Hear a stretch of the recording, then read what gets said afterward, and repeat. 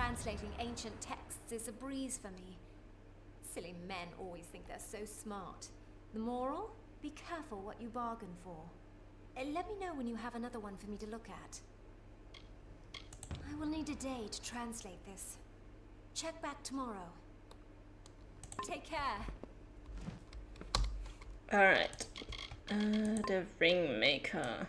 We still have like 1, 2, 3, 4, 5, 6, 7 texts for her to translate. I don't think we're even gonna be on this island for that long. The Ringmaker. There was once a ringmaker of Glimwood named Uliam Toll. For skilled at the making of fine jewelry, he lacked knowledge of the art of spellbinding. Men from around the world had always come to Toll's shop to buy the prettiest rings to please their wives and lovers, but business had been poor of late. Jeweled rings had come into fashion, and his clients went elsewhere for their trinkets of love. Uliam knew little of spellbinding, but decided he had little choice but follow fashion wherever it led. He began with small red and blue gems, which, as any spellbinding novice knows, are the most benign of jewels. Flushed with success, he sought more exotic gems, and one day found himself in possession of a stock of green jewels. Ignorant to their ill effect on the wearer, Uliam mounted them into rings. The effect, however, was small.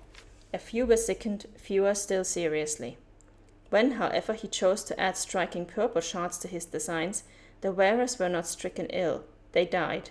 It took little time to guess at the cause of these deaths, and an armed party soon arrived to confront the ringmaker. Uliam fell to his knees and swore that his rings were not to blame, so the leaders of his own village had him locked away for safekeeping until the charges could be proven. A mage arrived to inspect the ring, and there was no doubt in his learned mind. The town warden condemned the ringmaker to death by the means of his victim's choosing, as was custom. The husbands of the dead women selected one of Uliam's own rings as the instrument of execution, and he died, painfully and loudly, within days. Damn. Let the folly of Uliam and his desire for glory and profit serve as a lesson to those who would trifle with the magic of gems. Yeah, damn. Aesthetics aren't everything, my man.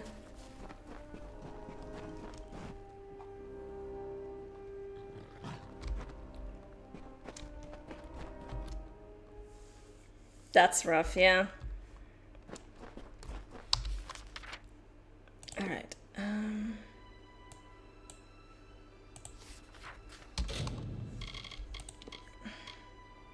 We need to talk to Key. Need to find a map fragment. This one was supposed to be in the east of the island.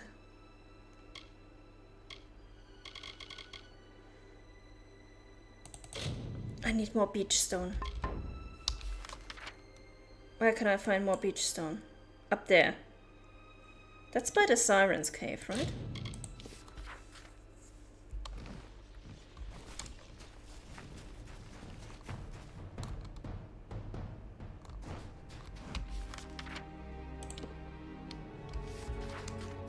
Yeah, let's get some. Gonna make this quick. But I want to get this out of the way first, because we need to, wait, is there one I didn't pick up yet? We need to make this quick, because it's gonna take him a day to actually build all the stuff.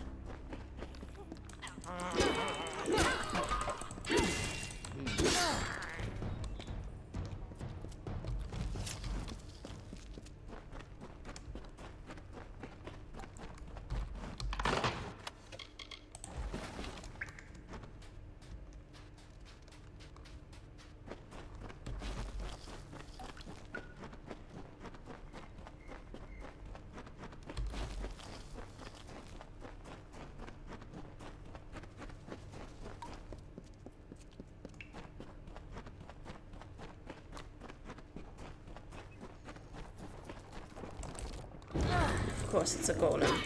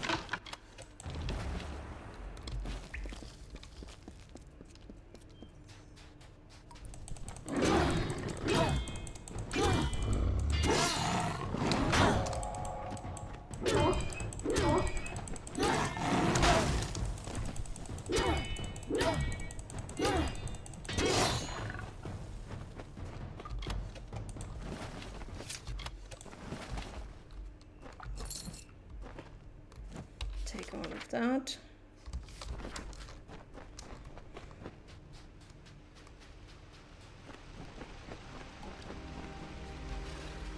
Ah, that's a Croddock. Why?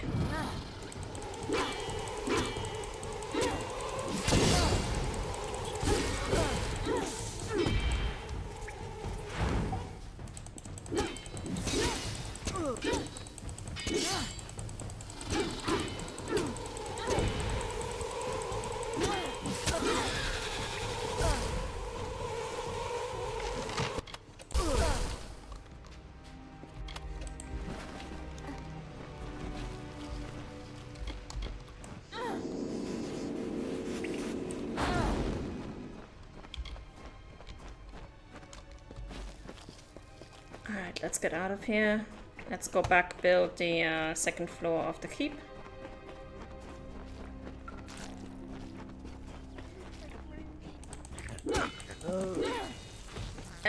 Please, no. I'm sorry, crab. I'm sorry.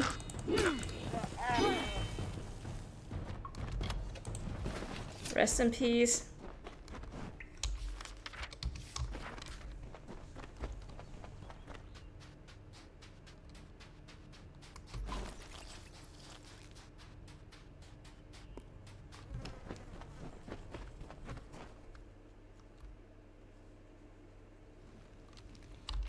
Okay.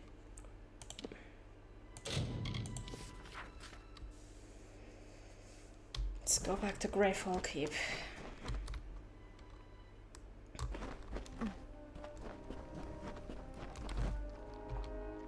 It's coming along nicely, don't you think?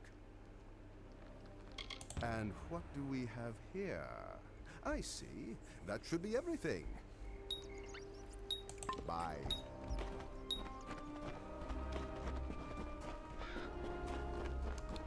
Alright. Now we can continue with the main story of this DLC. Elson Shear, talk to Key, Soul Deep Fasting. Let's go.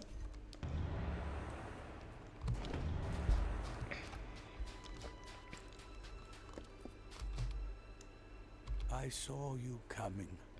The cards spoke to me like they have not in ages. You are the one I was marooned here to find.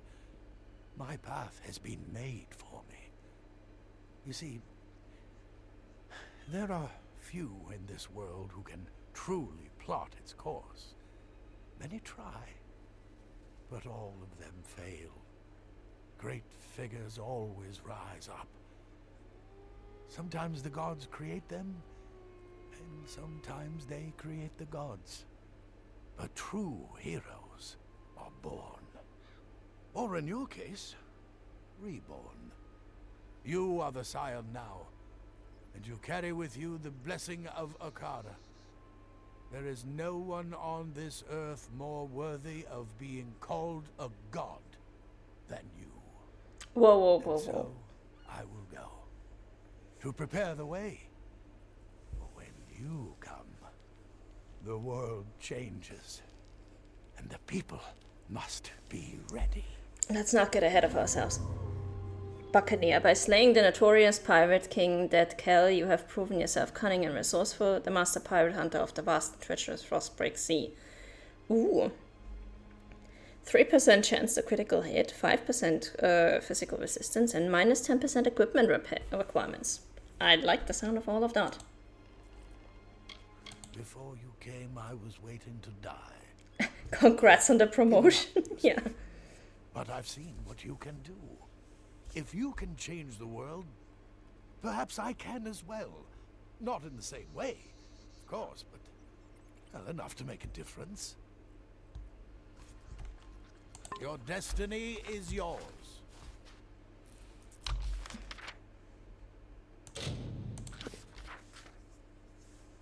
Alright, let's go back over here.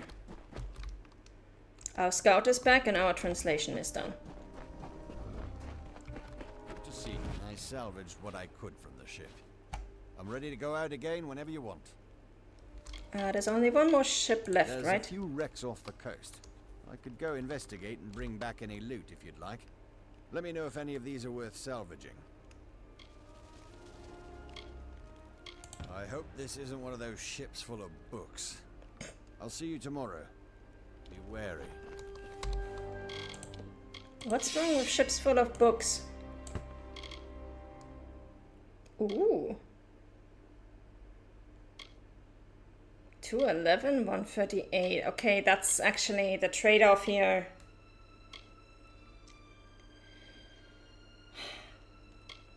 $211 and 138 is 349. This is still better.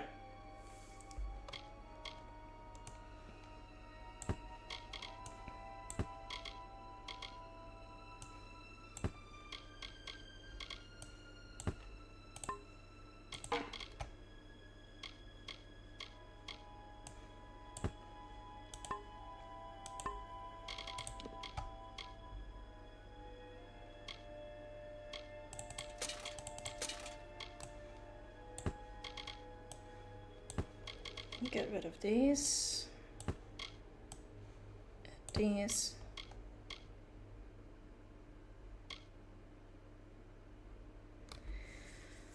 Uh, 8% lightning resistance and 5% melee block.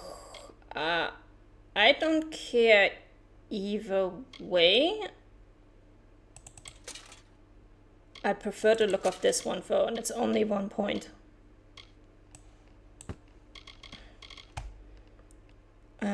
These are not going to be better than what we have.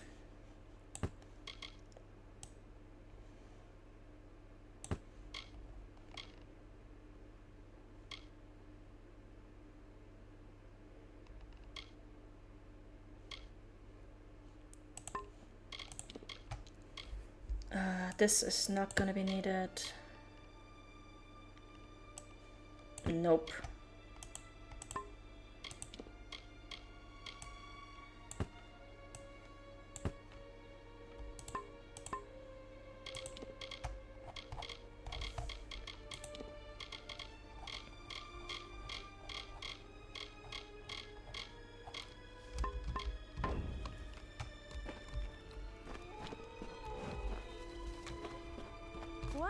If it's not my best customer. Actually, you're pretty much my only customer. I was going to say, aren't I your only customer? Like, I'm pretty sure I'm the only customer. Watch out for scavs.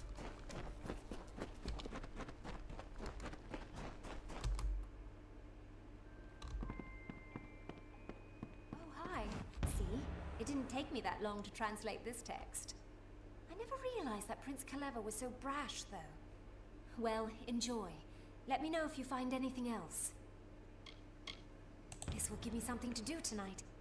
I should be finished translating it tomorrow. Take care. Slowly working our way through our ancient books.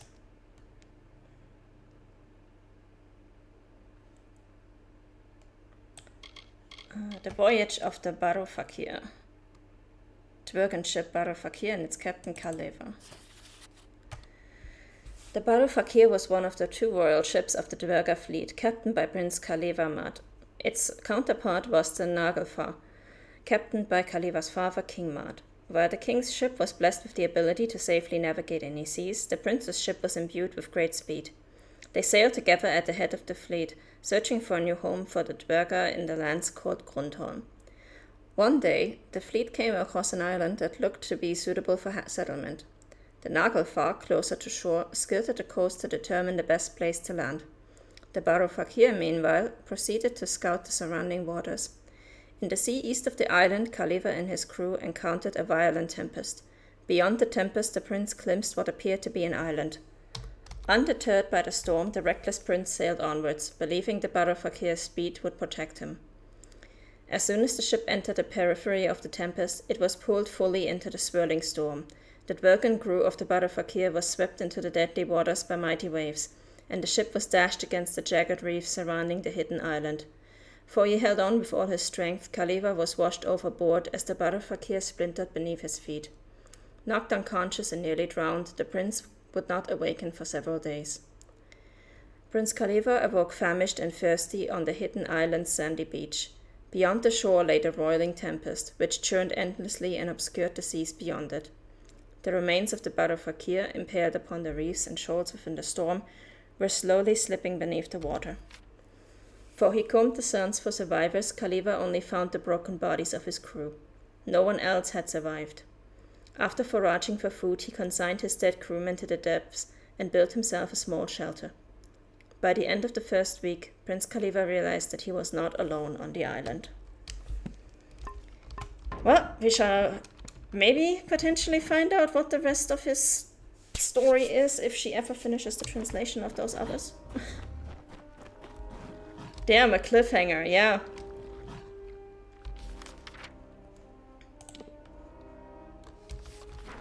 Alright, let's get out of here. And then we have to see what quests we have left to do on this thing.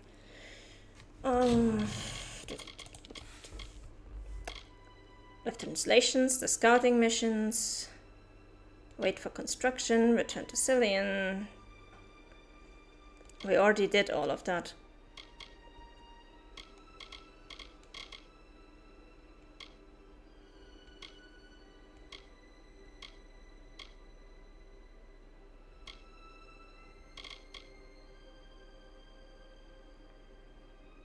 We need to find the other map fragment. That is in the east. Somewhere. Quests. Right. It's supposed to be somewhere in the east of the island. Oh, and there's another quest from Alder. Let's have a look.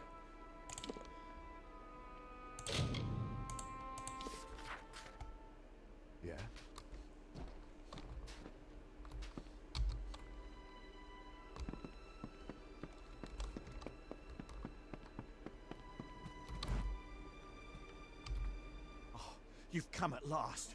I've been praying for your return. Cape Solace is under attack. Ships have landed. Prisoners have been taken. We have no one left to protect us. Oh? I will not discuss it. Time is what I need. Time and faith. Not in Akara, but in myself. There was never a god here on Gallows End. But that doesn't mean good things were not done in his name. One day I will understand what that really means. When I reflect on all the blessings I received on this island, she was the greatest of them all. I did not need Akara to have a daughter. That is true. I once knew Atari, but he was just a boy. And that was many years ago now. I wonder what ever became of him. About that. You are the scion now. My wife, Bridget, gave her life to stop Dead Kell's plot. It was a sacrifice to keep the rest of our village safe. That is how I will remember her. Strong. My daughter Nina and a few others. She must have been poking her nose where it didn't belong, creeping through the crevices of the northern cliffs. How many times have I told her not to venture too far from the village? That girl, when will she open her eyes?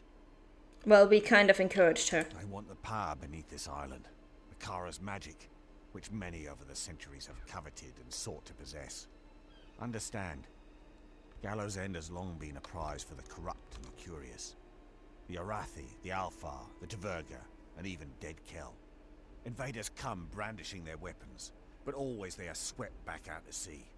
They are not welcome here. It'll be fine, blame Akara. I want to believe you. But without our guardian Akara watching over us, we are nothing but victims. Now we face these new invaders, and the world, alone. They are led by a Losalfar nobleman named Calder Von, a scholar and mage who has studied this island intensely, and who wishes to have it for himself. He brings with him the righteous flames of the Niskaru, demons he has harnessed for this purpose, and this purpose alone. I certainly believe that you will try. I have learned my lesson. Never again will I place our lives in the hands of another. Don't you understand? We are all alone, Each and every one of us. No, you're Prisoners still a have been kept community. in a cavern in the northern cliffs. Do your best. That is all any of us can do. I mean, you are still part of a community. Brigand's hideout. Where? Oh, there. Let's go. Let's fast travel. I don't care about you guys. You guys can stay away. I'm not fighting you. And I'm not fighting this rock golem either. And I don't care about Patty finishing the repairs on the keep right now.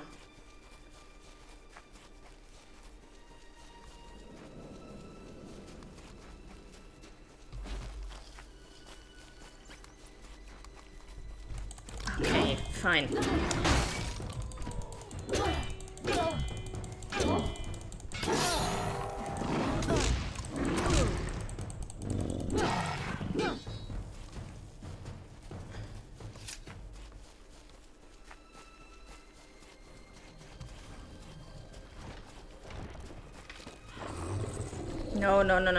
No. Stay away from me. Don't care, don't care. I'm not fighting a rock golem right now. Screw that. We can finally go down here.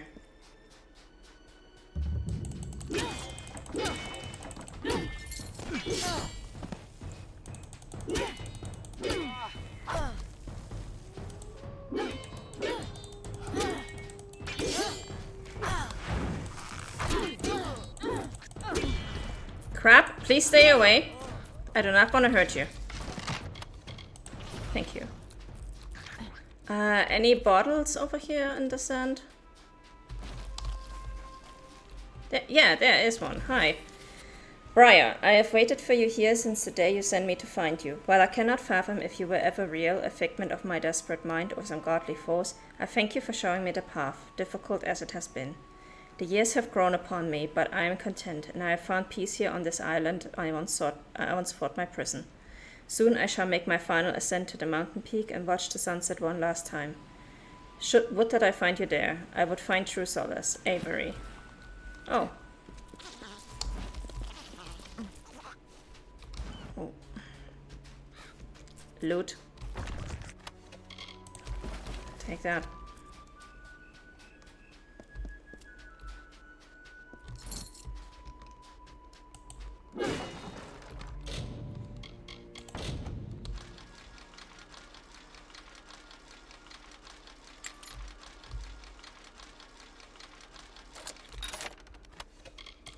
Take all of that. Oh. Missed one. We're still looking good in terms of inventory. Okay.